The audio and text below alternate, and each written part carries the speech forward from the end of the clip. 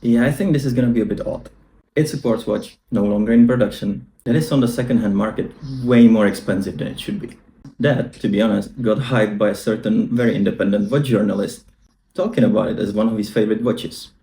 The mighty Flighty. Is it still worth buying in 2024? Let's check it.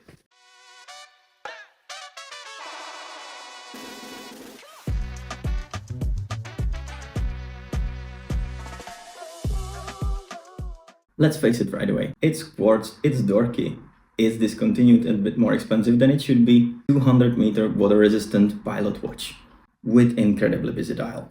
Why to buy it in the first place? Why to bother trying to find a decent piece on the second-hand market? When I was buying it, at least here in Spain, there were nearly none. I could order one from UK, but that was way more than I was willing to pay. My story with this watch actually began with a different watch, the Citizen Nighthawk, which by our measurable metrics is actually a better watch, on miles better bracelet, better solar movement, and over a better build, and cheaper. Yeah, maybe I should have bought that one. As any other obsessed watch geek, I fell into a YouTube rabbit hole, and I watched all I could about the Nighthawk, making sure that the Nighthawk was the right choice, until I eventually found a comparison video between Nighthawk and the FlightMaster. Then another video, then another, and then finally TGV. And I wasn't sure anymore. I have to admit, I like the design on the Mighty Flight a bit more from the beginning. There's something about it, about its dorky features, that most people will never even dare to use. Maybe the fact that it's discontinued. What can I say? I'm a man of a principle. Once I set my eyes on something, I'm too easy to convince otherwise. I've owned the watch now for a year, and I've been wearing it way more than I thought I would. And I actually get to use its features way more than I thought I would. And spoiler alert, not a chronograph.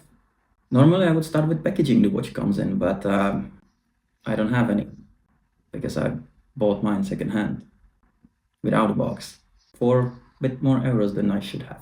What I can show you is the original bracelet the watch comes on, and it's bad, like very bad, with the weirdest clasp implementation I have ever seen. Out of the box, the middle links are also polished, but that looked bad, very bad. So I brushed it right away and then made it like 3% better. Still bad, very bad. The bracelet didn't taper at all, which I'm not a fan of. Then, where you would normally expect the bulk of the clasp, it shrinks. Why?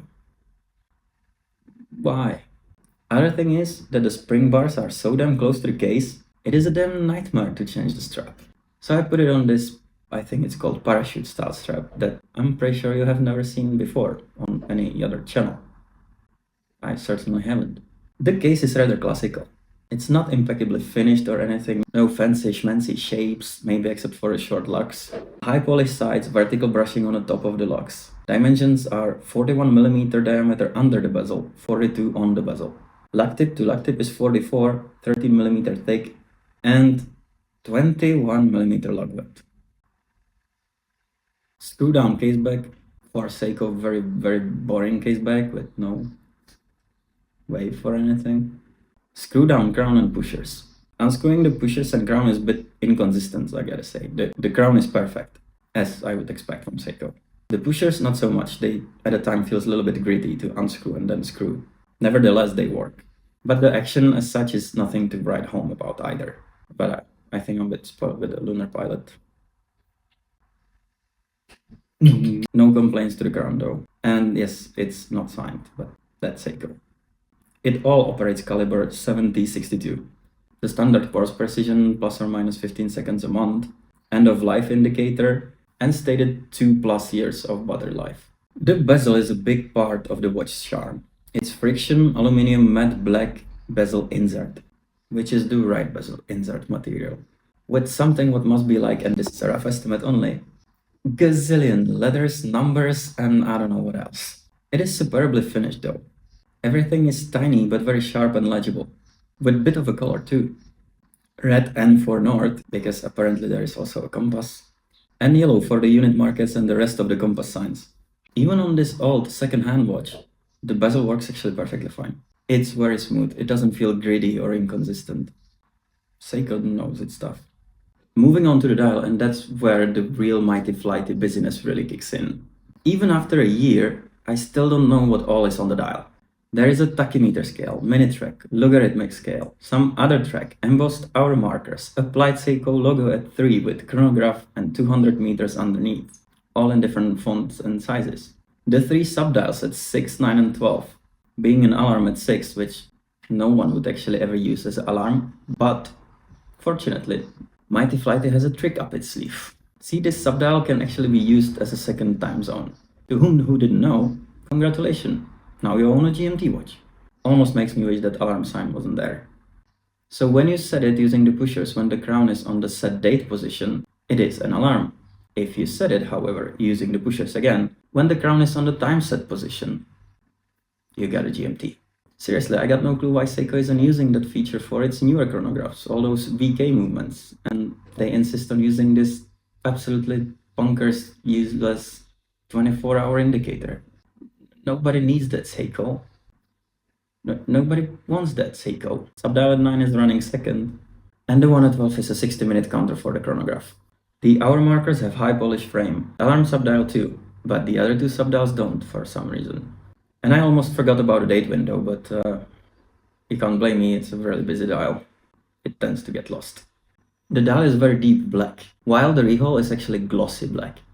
Seiko is normally notorious for misaligned hour markers with minute tracks and bezels, but here, like, what is actually supposed to be aligned with what? Like, I just can't tell, so well done, Seiko. We could divide the handset into 2 groups, timekeeping and the chronograph.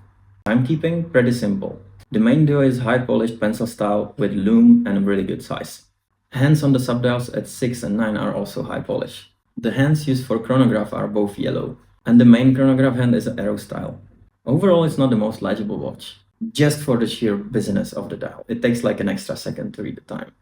It is an awesome choice of color. It works perfectly with a little bit of color on the bezel.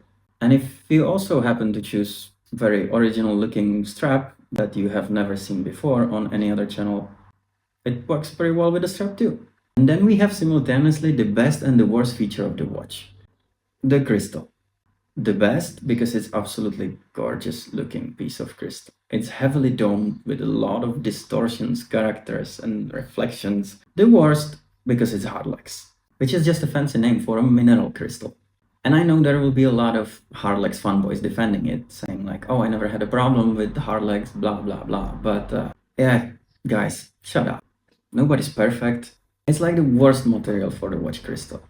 I would honestly rather it being acrylic, so I can buff it out. Or of course sapphire. Unfortunately, I'm saying it because I did scratch mine. There are these 2 dimples that are always there and I always see them and I cannot get rid of them. No, and it doesn't add on the character.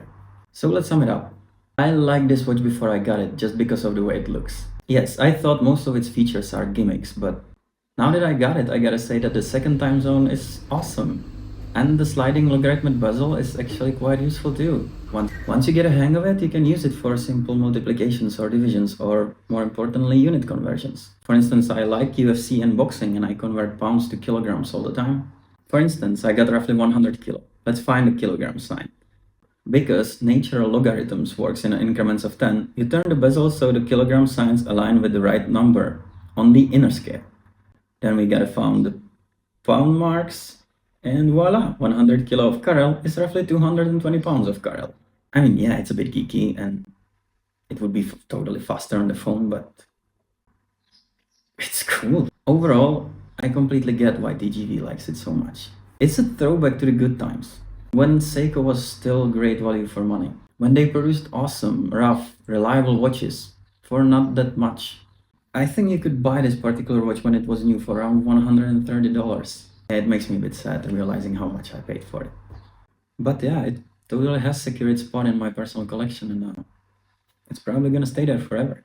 I mean, there are newer models you can buy, but I think Seiko somehow failed to recapture the coolness of this one. They just don't look the same. This is really cool. Okay guys, thank you very much for watching. If you liked the video, please give it a thumbs up. If you didn't like the video, I thank you for watching this far, and please feel free to drop a comment. Do you own a FlightMaster? Do you have any experience with it? And do you actually use it? My name is Karel and this is Watch. Till next time, cheers.